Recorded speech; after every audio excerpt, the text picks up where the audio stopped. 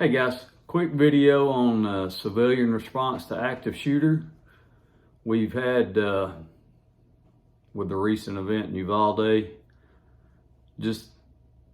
there are tons of videos about this on the interweb. Tons of information from guys who are probably more qualified to talk about it than I am. Quick background on me. I'll hit 27 years of law enforcement experience in October of 2022. During that time, I'm a defensive tactics instructor and a firearms instructor, and I teach these classes locally to different groups, civic groups, churches, schools, businesses. So something that we're familiar with. The reason for the video, even though there's a lot of material out there on it, you may not have seen it or whatever. We just want to make sure that everybody gets the information. Super important information. The odds of you being involved in an active shooter scenario are really slim. But that being said, we need to prepare for it anyway. We're going to do this in a series. Way too much information to cover in one video. First part we're going to talk about is situational awareness. Super important. Not just for active shooter scenarios, but for daily life. For being in the parking lot where you may encounter carjacking, a mugger, anything. If we can pay attention to what's going on around us and make that a habit, that will give us the easiest way to get out of trouble is to not get into trouble. So if you can see something coming from a distance and you're able to escape that before something bad happens, then that's what we're looking for. Situational awareness is fairly simple. We're going to talk about Colonel Jeff Cooper and his color code: white, yellow, orange, red, and those are fairly simple and fairly well recognized in the community. White would be your lowest level. It's where you're in your house. You got your doors locked, you got your alarm turned on, you got your security cameras activated. You can feel fairly secure in that environment. So that's when you're relaxed and you're spending time with the family. White's where we recover and recharge from. We don't want to turn awareness into paranoia. So that's the time where we decompress and we recover. From white, we move up to yellow. Yellow is your standard out in public. You're aware, you're paying attention to what's going on, but there's nothing that's got your interest piqued.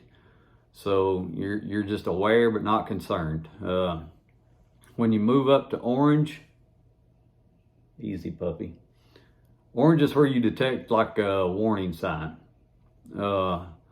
Somebody in the crowd has caught your attention. There's somebody that looks out of place. You've heard a noise that's unfamiliar. So that's your orange. And red is go time. Red is time for you to either get in the fight or flee or whatever it is that you've chosen to do. If you can have a predetermined plan, that's always best. But red, we're not there long. It's going to be a quick event. Orange, hopefully we're not there long either. We've detected a threat and we may have decided to leave the area from orange. That may be how we've handled the situation. But anyway, short and sweet. Know your surroundings. Pay attention. I know we all visit new places all the time. If you go into a restaurant, you're not familiar with the area, it's a new place. What I do is I take that initial trip to the restroom, wash my hands from being outside shopping, whatever it may be. On that trip to the restroom, what I'm doing is I'm looking for emergency exits. I'm looking to see if there's a staff entry exit point for the kitchen staff where they don't have to walk through the restaurant. I'm looking to see if there's any utility rooms that may have a lockable door if I need to get my family inside that door and secure it. The trip to the restroom is really to wash your hands and clean up before you eat, but it's also to pay attention to what's going on around me. Always, and I'm not super weird about it, but if I can get a seat close to the emergency exit, that's recommended for me, and that's always best. And I'll wait an extra 15 or 20 minutes if I can get that seat.